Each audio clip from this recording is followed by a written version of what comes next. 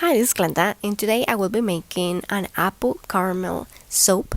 It is inspired by the fragrance. This is my first time using this fragrance. The bottle says that it has 7% of vanillin, and my fragrance notes show that it's not supposed to accelerate and it's not supposed to cause rising. This is from most people's reviews or what the manufacturer says. I take these reviews with a grain of salt because they do not always work like that with my recipe, which is very different from what the manufacturer uses. This fragrance has 7% of vanillin, which means that it will get considerably brown, like a medium brown. And I did not want that because then it wouldn't make enough contrast against the caramel of the apple embeds.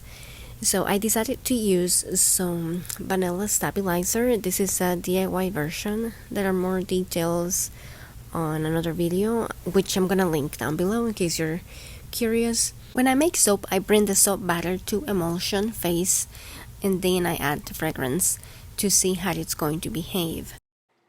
This one was at a very light trace after 3 minutes, and by the time I was done pouring the soap, it was in between light to medium trace.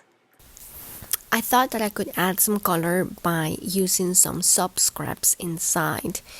I realized recently, because the soap making forum had a challenge that required us to use soap scraps, that I had a lot. I tend to accumulate a lot of soap scraps from beveling and planing soaps, and usually I keep them separated by color. So as I make them, I sort them by color and store them in these containers. I chose mostly the yellow, orange, and a few of the green colored soap scraps to represent the fall.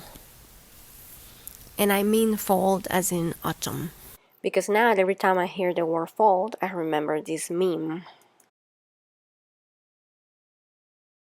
Also, in the description box you will find a link to the recipe and more details in the blog post.